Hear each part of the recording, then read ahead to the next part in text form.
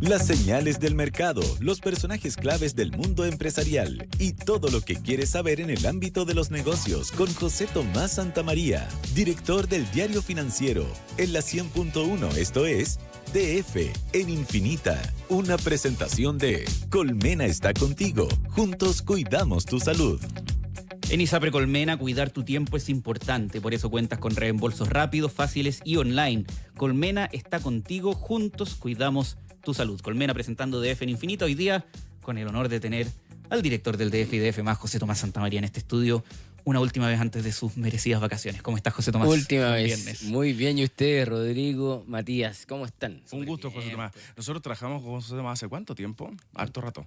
Un montón de años. En el Pulso. En Diario Trabajaban Pulso. Nos directamente. conocemos de chiquititos. Yo trabajaba en La Tercera también cuando José Tomás era editor de, Sí, también. de Pulso. De Pulso, bueno, nosotros éramos el Pulso Independiente. De primero. Pulso Independiente, era Independiente antes, Sí. y después se fusionaron Se con La fusiona. Tercera. Yo era editor de Último política y Combate. tú terminaste siendo De negocio. negocio. Sí. Sí. Lo pasamos bien. A los ¿Cómo dos. lo vamos a pasar en este bloque? Lo vamos a pasar Tal bien cual, en este blog. tal cual. Y hoy sí. día vamos a hablar de escándalos. Escándalos. Escándalos, digamos, para irnos de vacaciones en ese mood.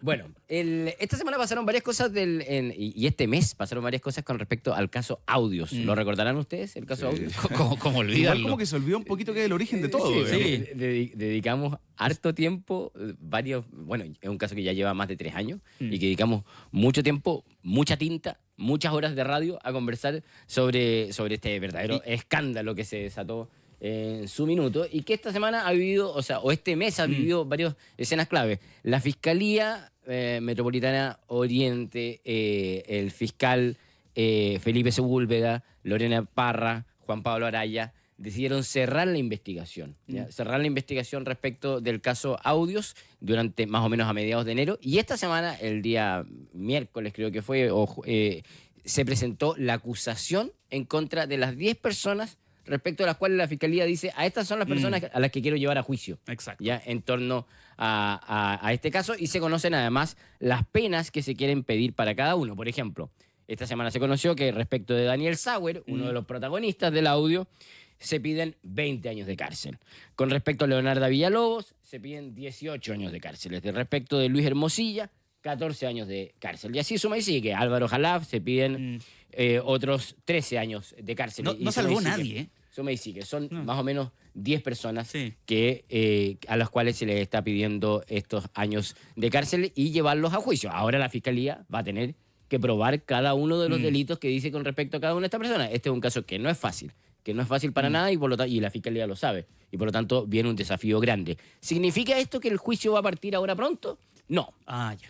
No, porque... ¿Cuánto plazo de investigación queda todavía? No, con esto se cierra la investigación. Ah, ya. Sin embargo, las partes, digamos los imputados, tienen el derecho de pedirle al tribunal la reapertura de la causa por para pedirle diligencias que ellos consideren que todavía no se han hecho. Ya. Y eso probablemente el tribunal lo va a otorgar. Y por lo tanto es probable que la causa se vuelva a abrir y no necesariamente el juicio comience pronto. Pero en fin, como decíamos, un caso que lleva más de 3 años, que tiene una prehistoria y que quizás sería bueno ir haciendo un F5, una actualización para ir recordando todas las cosas que han ido pasando en torno a este caso, porque es un caso que partió con mucha espectacularidad Sí, pues. en torno al audio, pero que también después derivó al WhatsApp de Luis Hermosilla. Me acuerdo Al WhatsApp de mucho. Luis Hermosilla. Entonces son distintas aristas. Yo les propongo que vayamos en orden contando esta historia. Ya, vamos en orden entonces, desde el principio. Partamos por la prehistoria, porque uno tiene fijado el origen de este caso, la génesis, en el audio, el famoso audio que conocimos en noviembre del año 2023. Pero habían pasado algunas cosas previo a eso, ¿ya? Que son importantes de recordar. El primer hecho que conocemos es el de marzo del año 2023. En marzo del año 2023, la Comisión para el Mercado Financiero, la CMF, decide suspender las operaciones de la corredora de bolsa STF. ¿Ya? Esta es una corredora que es propiedad de Daniel y Ariel Sauer y de Rodrigo Toppelberg. La acusa básicamente de entregar información falsa al mercado y de incumplir una serie de indicadores de solvencia que tienen que tener las corredoras cuando operan con platas de tercero. Eso es lo primero que sabemos. Una corredora de bolsa muy complicada en marzo del 2023. Poquitas semanas después empiezan a llegar denuncias contra un factoring que era propiedad de las mismas personas, de Daniel Sauer, de Ariel Sauer y de Rodrigo Topelberg. Nos referimos al factoring Factop. Una constructora presenta una denuncia porque no le estaban pagando y poco después conocimos de una querella que presenta el mismo Topelberg a sus socios, Ariel y Daniel Sauer, y que dice, primero los denuncia por STF, les dice, a ustedes han administrado deslealmente STF, porque él siempre ha dicho que él es minoritario, y luego, unas semanas después, hace una ampliación de esa querella y dice, investigando Factop, me he dado cuenta que aquí hay un esquema fraudulento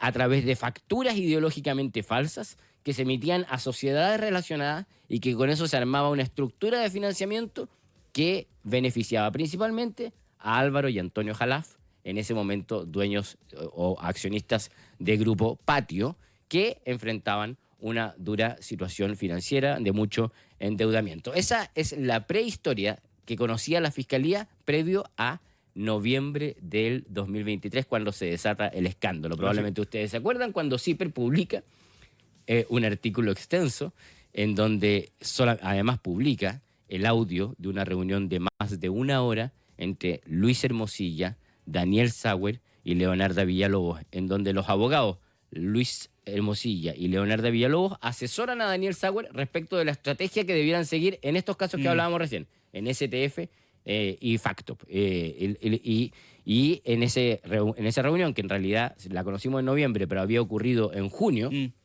es que conocimos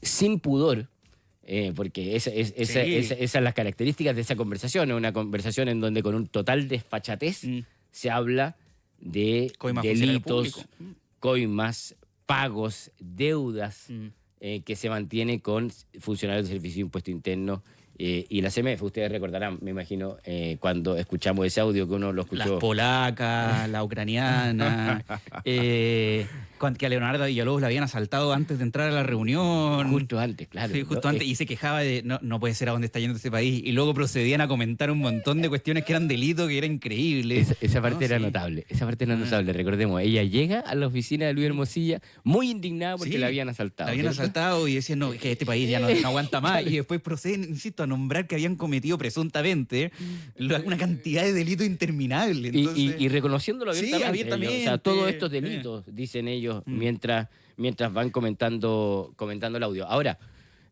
había un desafío grande después de conocerse el audio, porque la Fiscalía tenía que demostrar que lo que ahí se decía era cierto. Claro, y no una suerte de bravuconería, alardear por alardear. Claro, no vale con que lo hayan dicho. No, pues. Hay que probarlo. Sí. Y lo que se ha ido demostrando con el tiempo es que mucho de eso también tiene el audio. O al menos no hay pruebas de que sean muchas cosas ciertas.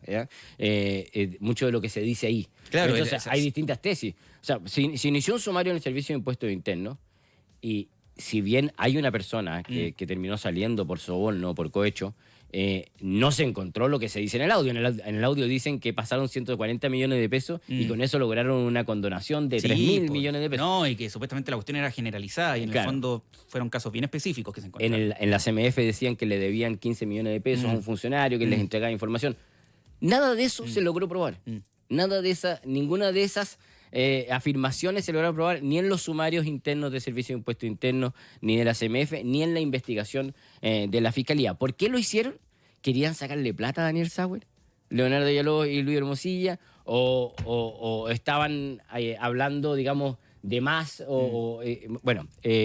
Son parte de la investigación. Ahora, sí hay muchas otras cosas que se fueron probando en el camino y de hecho tiempo después, primero en enero de durante el año 2024 se formaliza el caso Factop.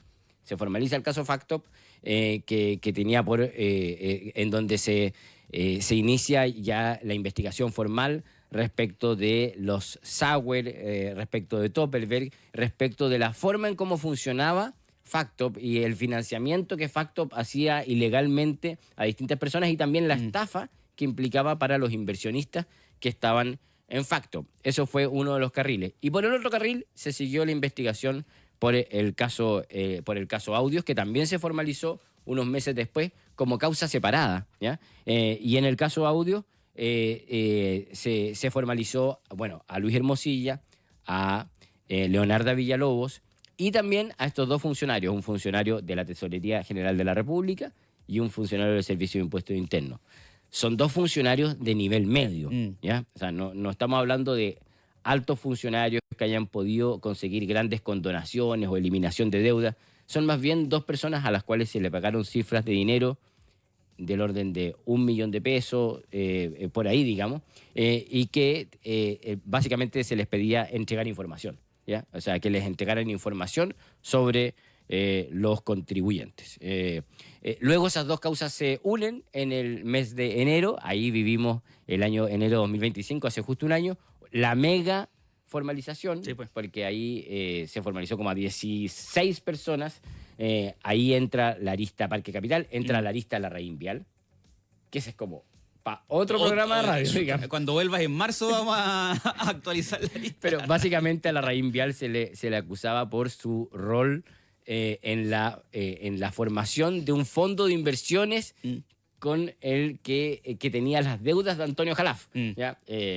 Finalmente, ese caso, la Fiscalía terminó llegando a acuerdo con La Raín Vial. Terminó llegando a acuerdo y ese caso terminó, digamos, en un juicio, en un proceso, en un procedimiento abreviado. Pero el caso siguió básicamente con audios y factos fusionados a partir de enero y un año después, en enero de este año, entonces empezamos a ver ya las acusaciones para cada uno de los inculpados, lo que les comentaba al principio y el juicio que eventualmente debiera venir. Pero paralelamente a esto, empieza el chat de Hermosilla, ¿cierto? Sí, pues, y eso Y deriva en eso una serie de terminó causas. todo. Claro, que Pero esto... yo tenía siempre mi duda. ¿Quién destapó esto? ¿Leonardo Villalobos o el celular de Hermosilla? Buena bueno, pregunta. que es un buen tema como para cuando alguien escribe un libro de esto. Como les decía, el caso se estaba investigando previamente a raíz del caso CTF y luego de las denuncias que existían por facto y las querellas que existían por facto. Sin embargo, el nivel de escándalo que hemos conocido probablemente no lo conoceríamos si no fuera por el audio. Sí. El audio, lo que supimos después, es que había llegado a las oficinas de CIPER, directamente al periodista Nicolás Sepúlveda, que escribió aquella nota, y al fiscal Felipe Sepúlveda también le llegó ese archivo de audio a través del que llevaba el nombre de Némesis, y llegó por un WhatsApp que venía desde un celular en Inglaterra, ¿ya? Celular desconocido. ¿Y quién hace Rodrigo Toppelberg ese? La historia cuenta que quien grabó la conversación fue Leonarda Villalobos. De nuevo, tampoco sabemos mucho por qué, hay explicaciones, pero nadie sabe por qué finalmente ella graba algo que termina haciéndole tanto daño a ella misma. Y luego ella se lo filtra a la señora de Rodrigo Toppelberg, que por supuesto se lo pasa a su marido. Y bueno, se supone que ese es la arista por la que termina explotando. Así que probablemente ese es el origen de la causa. A raíz de audios, a raíz que inicia la investigación de audio, la Fiscalía se inicia la investigación contra los 3 personajes que estaban ahí y tiene acceso al celular de Luis Hermosilla. Y ahí quienes han caído salieron mencionados. Hagamos un repaso rápido. El primero, el director de la PDI, Sergio Muñoz. Sergio Muñoz. Oh, ¿Te acuerdas? que Sí, parte pues. por ahí. Sí, Y parte por ahí, hace mucho tiempo ya atrás, Ah. pero básicamente se le inculpa que él le entregaba información Hermosilla. reservada a Luis Hermosilla. En la Fiscalía no puede hacer ningún delito contra Luis Hermosilla porque él no es un funcionario público. No, El- pues, el, pero el de- el deber de reserva era de Sergio Muñoz. Y por lo tanto, Sergio Muñoz ya está incluso condenado. Sí. Ese juicio ya terminó. Se le condenó a 3 años y un día por delito de violación de secreto. Pero hay varias otras causas. 2 fiscales. El ex fiscal Guerra. Sí, pues. ¿Ya? Hay una serie de conversaciones. Ese caso quedó en manos del fiscal de Arica, Mario Carrera, quien presentó una querella de capítulos contra el fiscal Guerra, que ya fue aprobada este mismo mes, enero de 2026, fue aprobada por la Corte de Apelaciones. Probablemente estamos esperando lo que parte por la Corte Suprema. También el fiscal Guerra le entregaba información. La arista Parque Capital, Claro. que da cuenta de tráfico de influencias de Luis Hermosilla, que en ese momento era asesor del Ministerio del Interior. Sí, porque salpica al ex ministro del Interior Andrés Chadwick. Claro. Al ministro Ward. Al ministro Ward. Ninguno de ellos termina como inculpado, solamente queda Luis Hermosilla. Claro, pero incómodo salir mencionado si quieren este tipo de casos. Por supuesto. Y ahí vamos a la caída de Ángela Vivanco, que quizás de todos los figuras que terminaron saliendo justamente por esto es la más impactante, porque a partir de esto se le revisa el celular a ella, y a partir de revisar el celular a ella es como, espérate, y acá tenemos otro problema además, Claro. y estamos hoy en día en el caso muñeca bielorrusa. Claro, son 3 jueces los que terminan saliendo. El juez Antonio Ulloa, recuerda, que también termina saliendo expulsado, no por la Corte Suprema en el caso de él, sino que por el Senado, que lo acusa constitucionalmente por sus conversaciones con Luis Hermosilla, la jueza Verónica Zapag, de ministra de la Corte de Apelaciones, que también tiene conversaciones con Luis Hermosilla, también es expulsada ella por la Corte Suprema, que la removió, y Ángela Vivanco, que tiene estas conversaciones. ¿Alguna posibilidad de que integren la sala penal mañana? Le pregunta Luis Hermosilla en en febrero de 2021, a lo que ella contesta: por supuesto, si la sala me pide, voy. Contesta Ángela Vivanco en un chat, como dices tú, donde no aparece lo de la muñeca bielorrusa. Pero Paralelamente a esto empieza a aparecer todo este caso por el cual ella está siendo formalizada, y entiendo hoy conoceremos si termina en prisión preventiva. Hoy día tenemos el fin de Sí, la hoy día audiencia. tenemos Entonces, es un caso paralelo, pero el caso es que a raíz de estos chats es que la Corte Suprema expulsa también a Ángela Vivanco. Otro caso también es el de Jean-Pierre Matus, que también tuvo conversaciones con Luis Hermosilla, son previas a su época de ministro de la Corte Suprema, pero las recuerdo igual porque hubo, ¿se acuerdan?, una constitución constitucional contra pues. él por esto, pero que terminó siendo rechazada por la Cámara de Diputados. El fiscal Palma también es otro que ya también salió por culpa de estos chats. Él le entregó información sobre una causa en particular, y ya está formalizado por el delito de revelación de secreto. Han caído hartas personas, digamos, a raíz de este caso. Solo agradezco no estar mencionado yo en los chats de Hermosilla. Nunca se sabe. Ojo, porque y es uno verdad. muchos Nunca se periodistas sabe. reporteamos a De Luis hecho, Hermosilla en varios sí, claro. momentos. Entonces, más de un WhatsApp hay. Ahora en la pausa, Sin delito, por supuesto. En la pausa les voy a contar de un caso de un conocido. ¿Ah, sí? Que aparece en los chats del Hermosilla. Lo voy a contar. Pero mientras tanto, José Tomás Santamaría, director del DF y DF+, gracias por habernos venido a acompañar y felices vacaciones. Igualmente, muchas gracias. Chao, José Tomás, que estés muy bien. Nos vemos. Son las 8:02.